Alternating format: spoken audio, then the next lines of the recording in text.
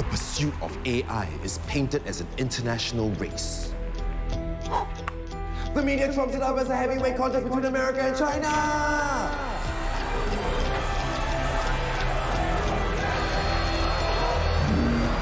But is that the real picture? Who will hold the real power over AI?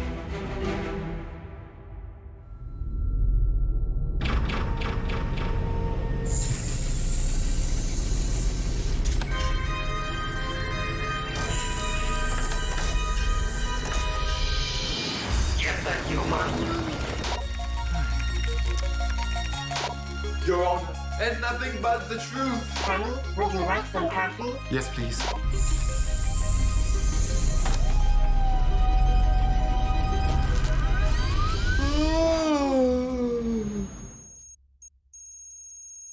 Are you spying on me again? No. Liar.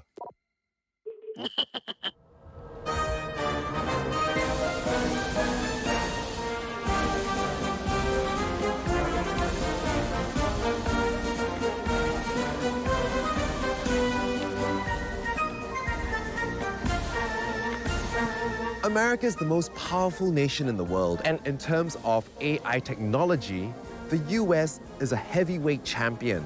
But there are lots of other countries hot on her heels. So I'm here to find out what America is doing to stay ahead.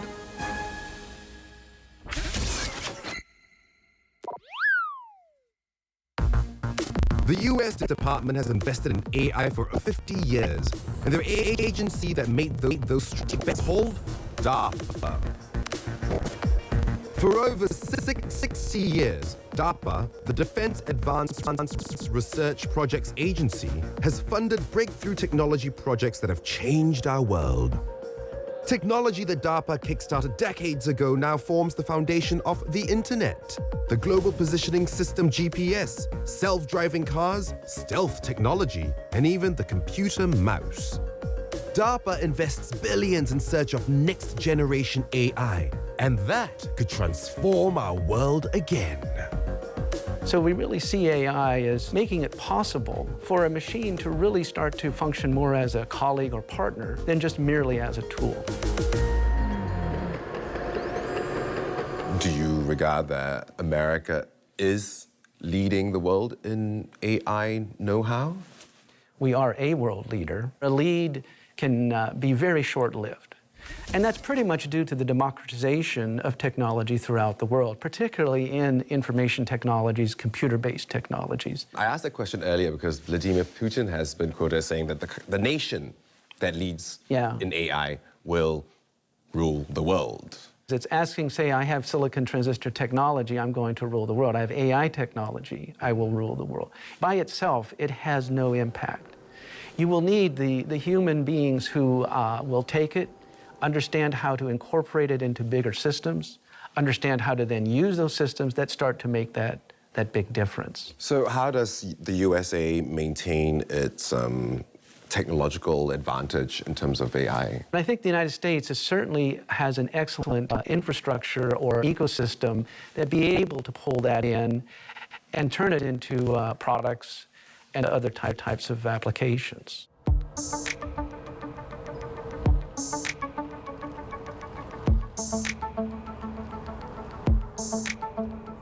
When it comes to taking advantage of the latest computer technology, that's a specialty of California's Silicon Valley. From silicon microchips to personal computers, from internet companies to smartphones, Silicon Valley has prospered by turning technology into consumer products for decades. The microchip was invented here. The Valley is where John Markoff grew up. As a journalist, he has written about the tech industry for nearly 30 years. He's now a research affiliate at Stanford University, a cradle of AI. In 1964, a Stanford professor by the name of John McCarthy created a research laboratory here called the Stanford Artificial Intelligence Laboratory. And he was funded by the Pentagon. And at that time, he told his funders that it would take him 10 years to build a thinking machine. He was a little optimistic. Yeah, a little bit late. It turned out to be a harder problem than he thought it was. So you go all the way back to 1980 in Silicon Valley, 1980 to 85, and there was a mini boom in AI.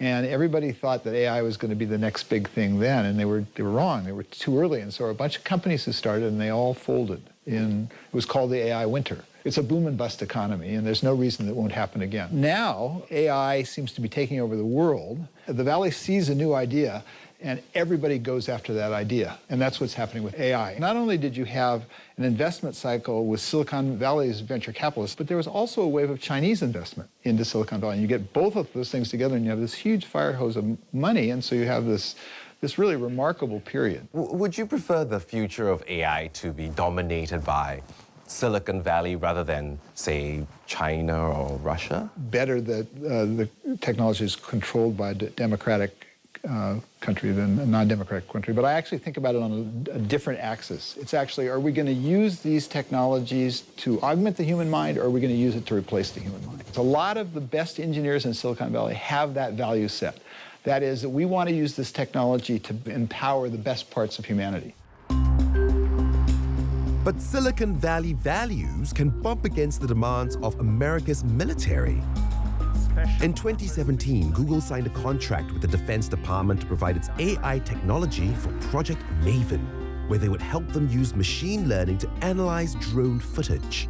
But 6,400 Google employees petitioned against it, demanding that the company never build warfare technology. Back on the East Coast, just outside Washington, D.C., retired Air Force General Dr. Robert Latif has a different perspective about what happened at Google. I think it was a bit hypocritical. Google makes a lot of money selling things to the Department of Defense and to the intelligence community with cloud services and all kinds of software. When you think about it, what they backed away from was a specific project for a specific system. Because for a while, we've been investing in the scale of our computational architecture. So do you think, I mean, despite that, these big tech companies will continue to work with the American military in its AI tech initiatives? I absolutely do.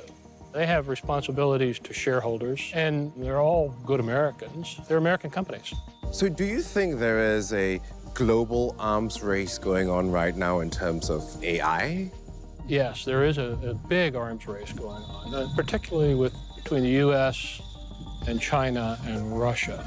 All of those countries are spending an enormous amount of money, not only for civil applications, but also for defense and intelligence applications. In my opinion, in the future, artificial intelligence will help us decide what to do and what should our next move be, like a game of chess. And then, ultimately, the machines will actually do some of the fighting for us. Talk of an arms race worries me, and I'm not the only one. In Cambridge University, at the Center for the Study of Existential Risk, researchers are analyzing how AI could endanger the world. I think describing us as the worst-case scenario, guys, is actually quite an apt description. We're an interdisciplinary research centre focused on the biggest risks that we might face this century. How true or false is this narrative of nations being in this race to lead in AI and dominate the world? There's been a lot made of the quote by Vladimir Putin that whoever wins in AI or leads in AI rules the world. But it often hasn't been mentioned that he said this to school children, and he followed up the initial line by saying if Russia was in this position, it would have a responsibility to share the benefits of AI with the world. So has it all been somewhat sensationalist? I think there's an element of sensationalism to it. We think that it's a rhetoric that might encourage corner cutting on safety, and it might discourage the kind of global cooperative conversation that we think is really needed in order to make sure that the benefits of artificial intelligence are distributed internationally. The truth is, the pursuit of AI isn't a winner-takes-all race. People across the world work together. They share ideas and spur each other on. 我会打太极拳。 China plans to lead the world in AI by 2030. 中国人很聪明。 To digest the country's AI vision, I'll sample how China's become a hot pot for AI. 请您跟着我。好。 The US leads the world in AI technology, but China aims to catch up. In July 2017, the State Council of China outlined a plan for their country to become the leading AI power by 2030. In China, AI is now a national priority.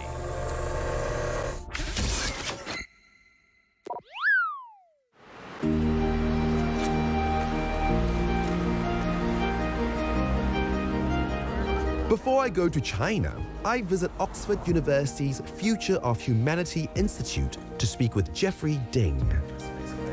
Jeff's been analyzing China's AI ambitions and wrote a paper deciphering China's AI dream.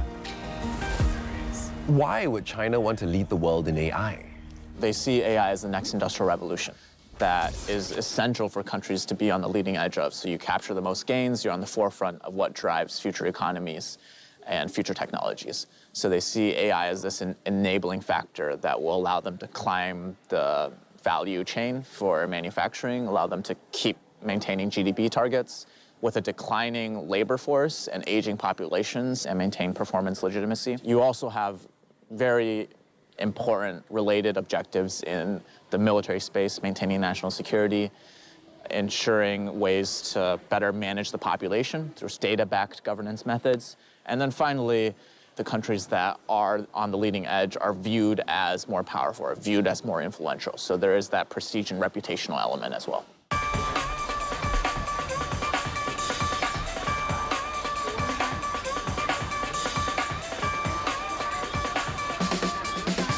In China, they're crazy about AI and robots. It's everywhere, even if you just want some hot pot. So let's check out this branch of Hai Di Lao in Beijing.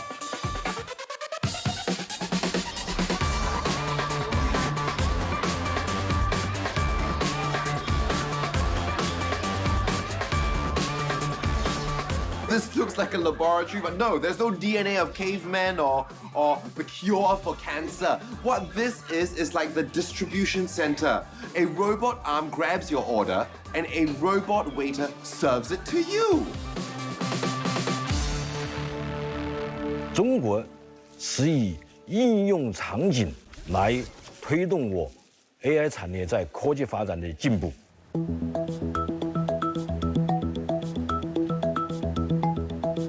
To let citizens experience the future of AI and smart technology, Chinese companies have built this smart town. Here you can experience a vision of banking with robots. Hello. 您好，我是建行 Hello， 您的英语还真标准呢。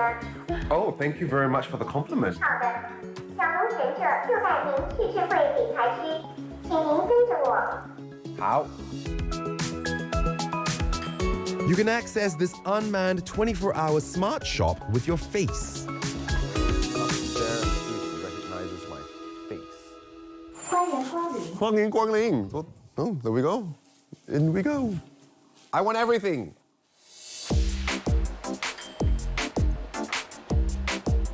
Ah, chilies. Let's get some chilies.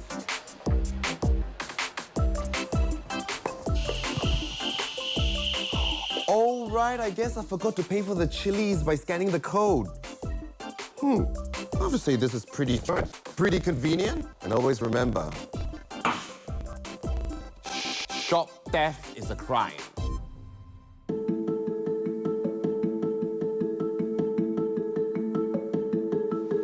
This smart home has a smart fridge, smart climate control, and even a smart toilet. 这个话就是我们的一个健康管理功能。Do I need to put my shoes? 在浴室，你也可以享受一些娱乐的功能。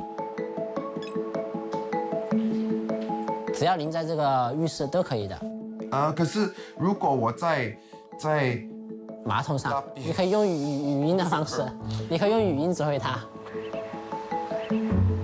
Autonomous vehicle. And the exhibition used to include a spin in a driverless car. How? Oh, it's moving by itself. The steering wheel's moving by itself. organizers say that 500,000 people have visited this smart town, and many have been wowed by what's on show. Do you think this is the future? 我们非常愿意住在这样的智慧小镇里面，因为不管是对生活还是工作都非常的方便。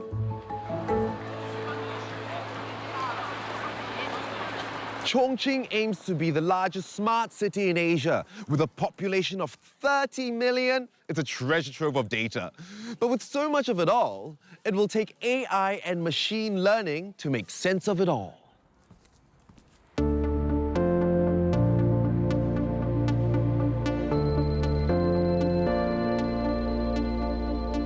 那么现在呢，大数据智能化已经应用到人们生活的方方面面。 This big data exhibition center presents data drawn from all of Chongqing's districts. It consolidates data from government, business, community, and traffic too. 比如说我身后的那个交通平台，我们这个平台里面呢，就是结合了人工智能、大数据、云计算等等。平台内的人工智能还可以对我们交通事故周围的红绿灯进行智能的调控，方便这里出行的市民。 At the country level, Chongqing has been defined as the only city focused on big data and intelligence. So the government has put a lot of resources in developing this. Chongqing's Liangjiang new area is attracting tech corporations and startups to set up outposts here. Officials say they want the area to be a knowledge hub for China's AI industry. 所以现在两江新区，我们通过智能化、智慧化，把人工智能加入到我智慧化企业工厂里面的进行生产、精益生产的管理。 In Liangjiang, AI and big data analysis is transforming a major Chongqing industry, logistics. Chongqing is a land transport and logistics hub for Western China. It has a crucial role in China's trillion-dollar plan to re-establish the Silk Road and expand overland trade with other nations. China's Belt and Road Initiative could be empowered by AI.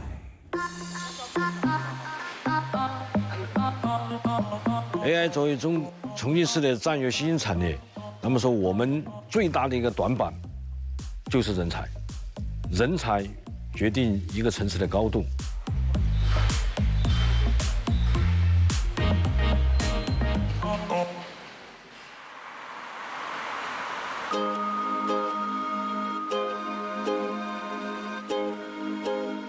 To support Chongqing's growth and China's AI vision, Chongqing University of Technology launched an AI college in Liangjiang that just took in its first batch of students.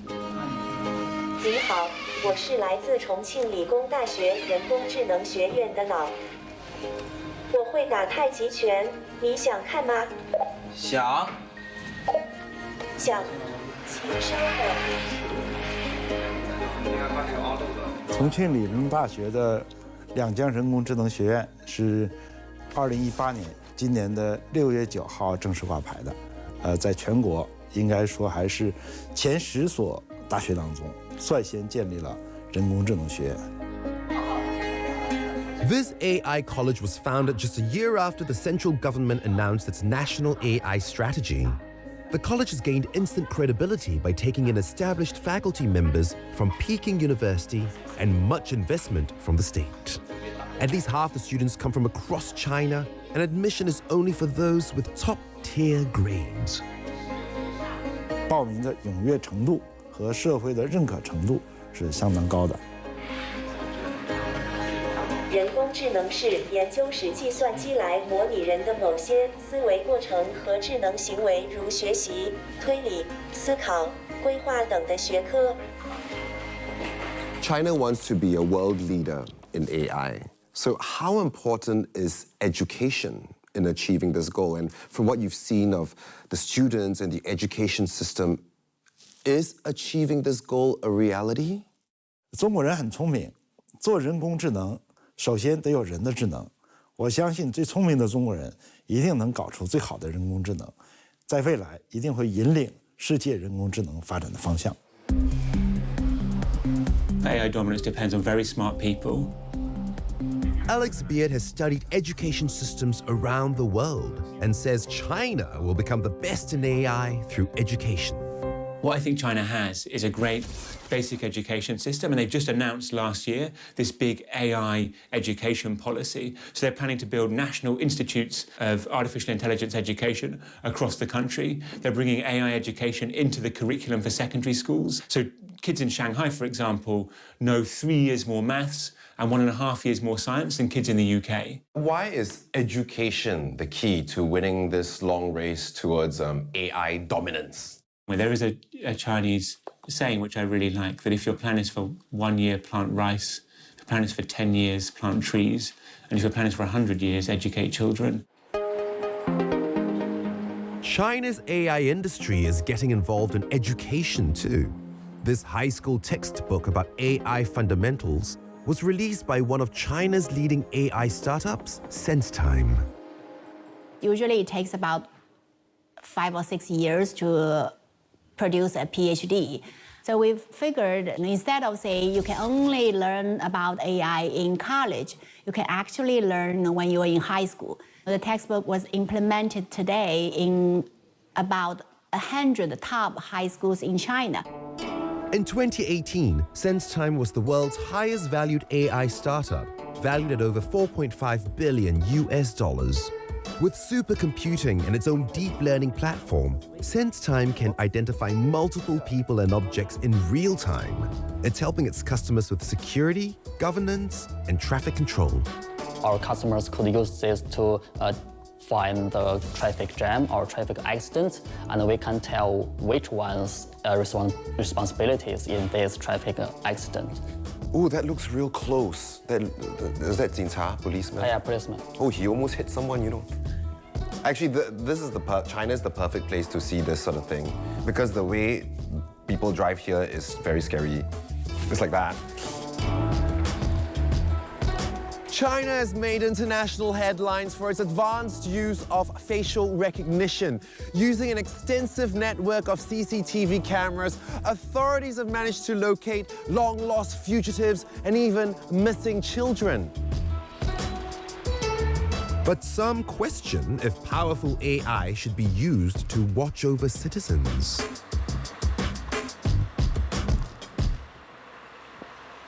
All countries have to survey their societies. We have CCTV cameras in order to look out for risky or criminal behavior that can be harmful to general society. But the problem with artificial intelligence when it's applied to surveillance is that it becomes extremely excessive, very invasive, exactly. And there are concerns with certain countries which are relatively undemocratic, like Russia and China, that may seek to use AI-driven surveillance in a way which is generally not acceptable to other countries. Big Brother style sort of control. Exactly. So I've explored how AI could empower nations, but could AI disempower workers? It's a little bit scary. I think a lot of people think about mass unemployment. But I read that Sweden isn't afraid of that. Is that true?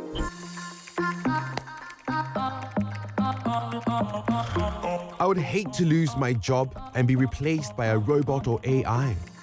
Will AI disempower workers?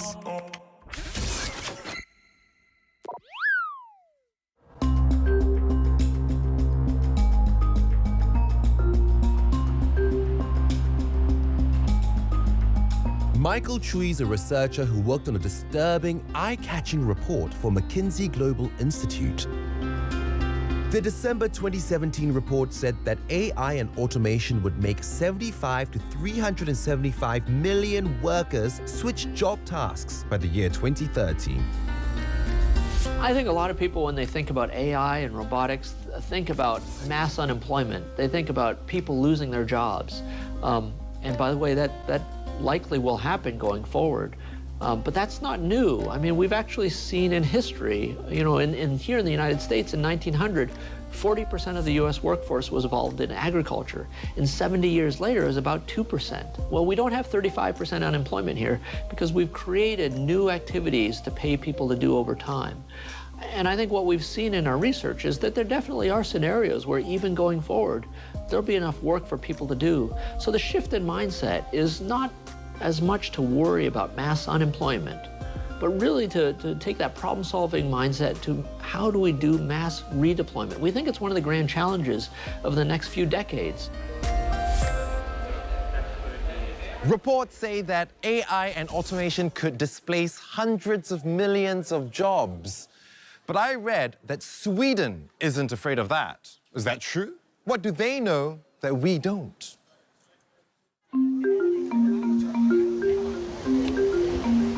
We know Sweden through its world-famous brands, IKEA, H&M, Volvo, Absolute, the list goes on. For a country of just approximately 10 million people, the Swedes really pack a punch when it comes to innovation and enterprise.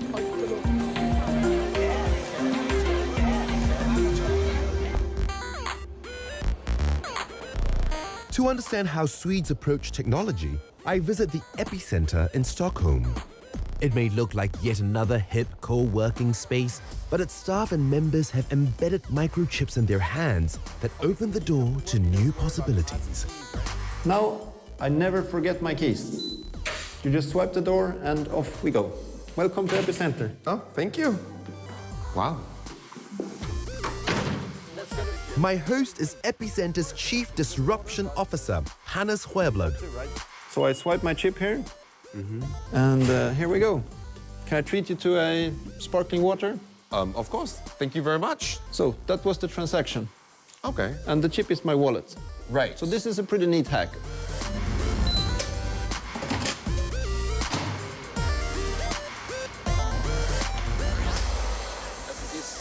What I have here is a little implant which is about the size of a grain of rice. Okay, yes, it is a little bit, yeah, a little hard feel thing. Something. And if you want to have a look, this is what it looks like. Okay, so this is it. It's not more dramatic to put it in your hand than it is to, for example, get an earring. The only thing is that this is a smart technology because it has the capacities of a badge or, a plastic card that all use this NFC technology, which is near-field communication. It turns out that if you put a little chip implant in your hand, it gives you a lot of fascinating abilities. Right, for example? Well, I have my business cards in my chip, so I never run out of business cards. But I can also use this around Sweden in different shops to get discounts. I can ride trains all over Sweden using this as my ticket. I can just swipe my hand at the turnstiles. And how open are your colleagues and, fellow Swedes to this concept? A lot of people here at Epicenter are experimenting with these implants. And when we host our afterworks here, sometimes we have a piercer come to do implants, and there's always a lot of people that turn up to get implanted. So by now, we've implanted thousands of people at these different events. I think Sweden is a country where people are quite tech-savvy, and that makes it easier for them to adopt and understand new technologies. Perhaps we trust our institutions a lot here in Sweden. The fact that there are quite a lot of Swedes who are very open to this idea shows that there is quite a bit of trust between them and companies and the government.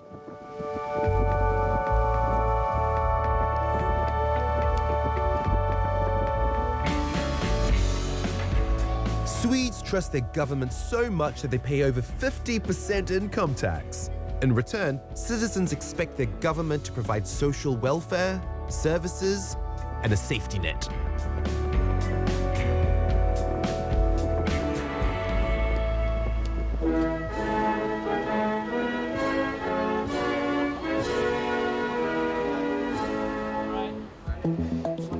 The Swedish government says its national AI strategy will enhance both the economy and people's welfare. They've appointed Åsa Zetterberg to push forward the plan as Sweden's Chief Digital Officer. It's a new role, actually, so it's pretty much challenging, but of course it's a unique role to drive, the digital transformation for Sweden. There are lots of reports out there saying that with AI, millions of jobs are going to be lost. And recently there was an article in the New York Times. It said, the robots are coming and Sweden is fine. Yeah, I know. So are the Swedes really quite open to it because they think that the companies and society will train them in new jobs? Are they quite confident about that? We have a history of making it work. Since we have quite a well-built welfare system and everything, maybe that's something that people feel trust that we will be taken care of. We understand the facts that we can't really resist it. We can make good use of it. And by doing that, Sweden could be really competitive on an international level. By being only afraid or being like sitting still, that's more scary, I would say. The Swedes are fairly open to it, or has there been quite a bit of resistance towards artificial intelligence? It's not easy to say, but we're also critical, and that's good. We need to have the capacity to think what is good and bad, and how do we do the best out of this. The Swedish government seems keen on AI, but what do Stockholm residents think about AI? I think it's a little bit scary. Right now we have the control, but if we just keep doing what we're doing, they will be more intelligent and eventually take over. AI is already taking over jobs, you know, at some supermarkets. Why have surgeons when you can have a robot with exact precision? Yeah, but AI can also be a provider for the future, so people can get other jobs. If your jobs were displaced, do you trust your government in retraining you? I don't really think I would trust them. Swedish people like to educate and learn more about internet and technology. So whose responsibility is it? Is it the government's? Is it your company's responsibility? It's everyone's. Everyone takes. Yeah. But you need help and you need structure and you need regulation to support and enable you to be the best you in your career and in your everyday life. At this point in time, I think they're still finding how to embrace this technology and also look out for their own people. I mean, it's not some AI utopia here. While society navigates AI's pros and cons, for some Swedish companies, AI could be like jet fuel. I'm in the flight simulator of a Gripen, which is one of the world's most advanced, if not the world's most advanced fighter jet. So, ladies and gentlemen, please fasten your seatbelts. We're in for a bumpy ride.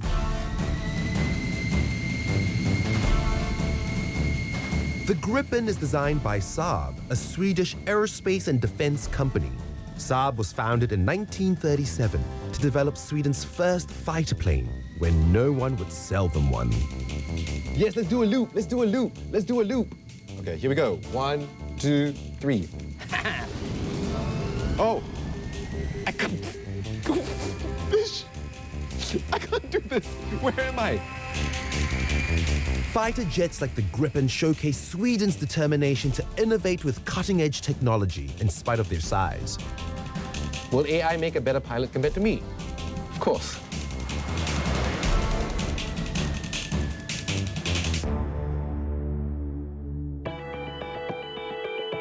I meet Saab's Chief Technology Officer, Pontus de Laval. Pontus says AI could enhance their world-class defense systems. Machine learning could make sense of sonar, radar, and sensor signals. AI could even fly their signature fighter jet. Making them completely autonomous, that will come in the future. There's this New York Times article that has the headline, "Robots are coming and Sweden is fine." That's because the Swedes trust that their companies and society will train them in new jobs once their jobs are displaced. How accurate a picture is this of Sweden and its industries? I think it's an accurate picture. Going back in time, we had the shipyard industry, one of the world's largest shipyard industries, and we did the mistake then of trying to hang on to that industry, and you just waste a lot of money. And I think this policy since then, since the 70s, has been instead to retrain people and also have like a social security network, so people feel safe really to adopt the new technology. We've been able to cope with the technology shift so far, and we think we will cope with this one as well. We worry AI could take jobs, but AI could actually enable more to work.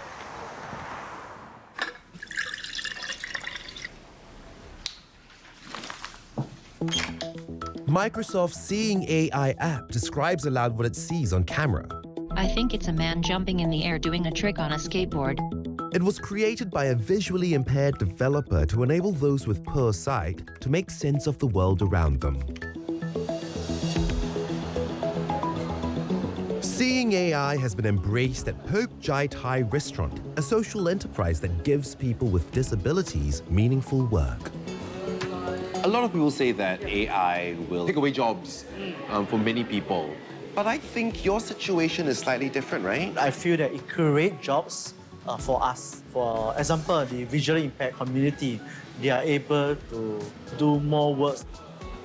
Restaurant staff with vision or learning impairments could use Seeing AI to read out orders, recipes, and menus. Rice sir. Garlic honey chicken with rice, basil chicken with rice with choy soft tuna made iced Thai drink. There are about 1 billion people around the world with disabilities. That's about 15% of the world's population that have disabilities. And so when we think about empowering literally every person on the planet to achieve more, we also need to make sure we include people with disabilities. In Cambridge University, Dr. Simon Beard wrote that AI can make the world fairer, but it's up to us. I myself have a visual impairment, and my job has been immensely improved by the quality of the text-to-speech algorithms that have been developed now to turn written papers into documents that I can listen to. The problem is, of course, that there's no requirement that that is actually what the AI does. It's up to our society to actually decide how you're going to use those possibilities. My home city, Singapore, aims to be a smart nation. But with a world hungry for AI, can we hang on to our talent? Oh, Silicon Valley and then Singapore, right? It's been like, Singapore! I mean... I've examined the rivalry of great nations and AI's impact on the world. Now I'll see what AI can open up for my home, Singapore.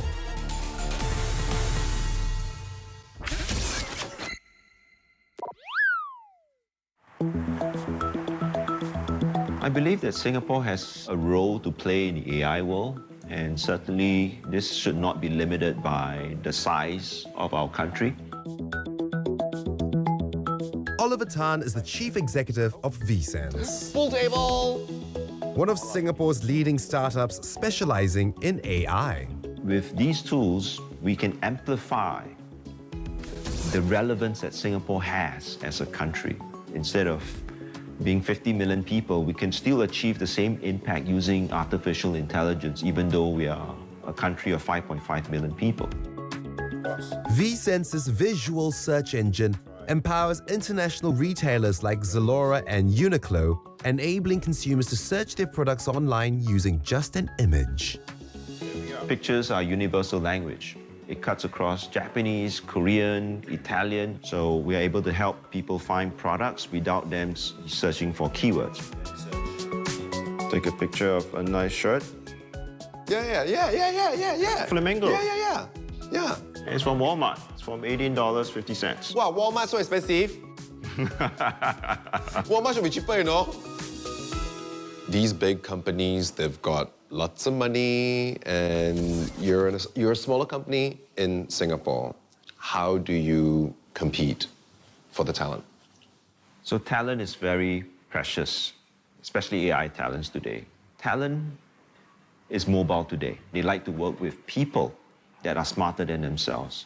We've built a critical mass of talent that draws in other talent from different markets. So today we have more than 14 nationalities speaking more than a dozen languages. GovTech, the government technology agency, says Singapore must hold on to its precious AI talent and attract them back from abroad. The Singaporeans doing great work around the world. How can we attract them back? Well, part of it is to give them cool stuff to do. They need big challenges, and because of what we're trying to do with Smart Nation, we're trying to solve a whole country's problems. This is not about designing your next game or your next consumer app. It's not? No, sorry. It's not, right? It's about solving some really important problems: transport, healthcare, our safety and security. How do we do social services better? So we think that interesting, exciting challenge is an important reason for people to stay here and come back here. Is there a bit of an image problem here? I mean, people think, oh, Silicon Valley and then Singapore, right? It's a bit like, which one do I choose? Singapore! I mean, seriously? If you're Singaporean, you want to be close to home. You want to be close to your parents. Maybe you've had some time overseas, you've had an exciting adventure, but you want to come home, right? It's home. What happens here at GovTech? They build cool stuff. They code great programs and they bring it together. You know, parking.sg, have you used that? The app to pay, so you don't have to use your parking coupons anymore? Oh, yep, that one? Down here. They came from here. Yeah. Ah, very environmentally friendly, guys. Good stuff, good stuff. No one's littering anymore, too. I never did, though. Yeah. But if you did, there's an app, the One Service app, to report on littering in town council and municipal issues. We've been talking about how, you know, it's about the people who are handling the data and harnessing this artificial intelligence technology. But at some point in time, won't the robots replace the people? So our response in Singapore has always been that we have to reskill and retrain. And actually, this is not something new just in, you know, this decade because of AI. It's something that we've thought about as long as we've been an independent nation, that we will always have to retrain and reskill our workforce. Many working Singaporeans are preparing for AI's impact by learning what they can about it. So what's your idea of AI? Due to Hollywood, everybody thinks that, this is AI, right? No, today we are already using AI. Today's class, because Through its AI for Everyone workshop, AI Singapore aims to introduce 10,000 residents to AI within 3 years. robot. If our adults are rethinking the way they look at AI, should our youth?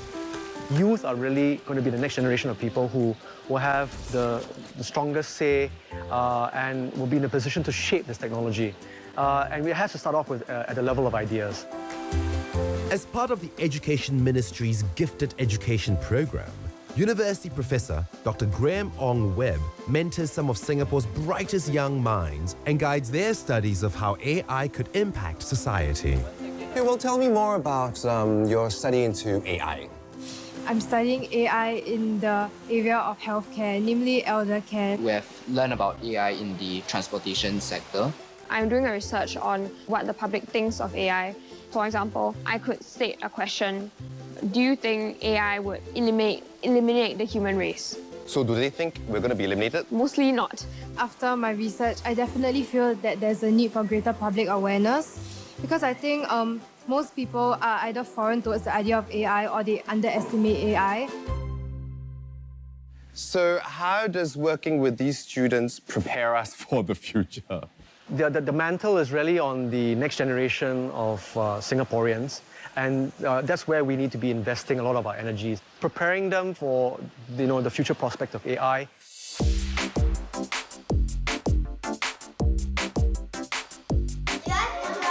May I?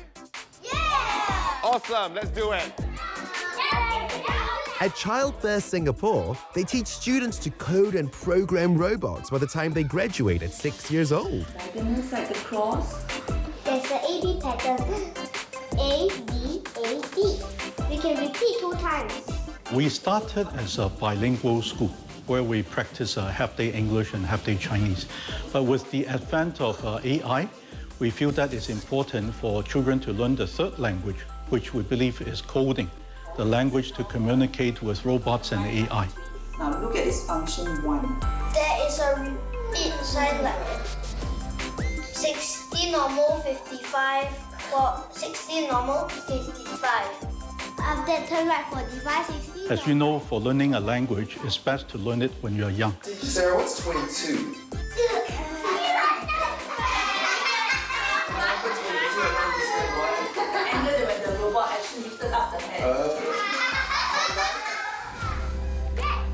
And so does everyone love this, or have you heard some criticism? There are also some parents that feel that coding is for programmers.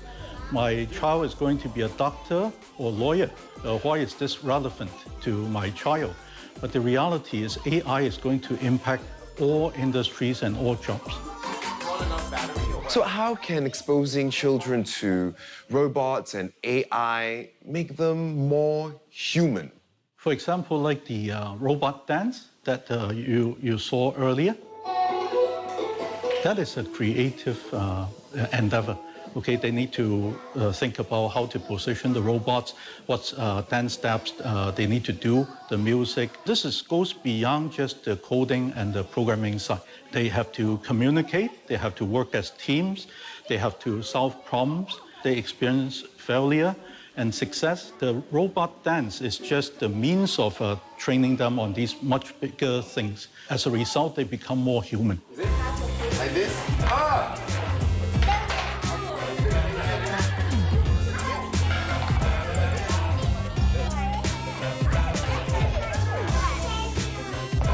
From what I've seen, the next generation will have the real power over AI. How the future turns out will depend on the values we pass on to them.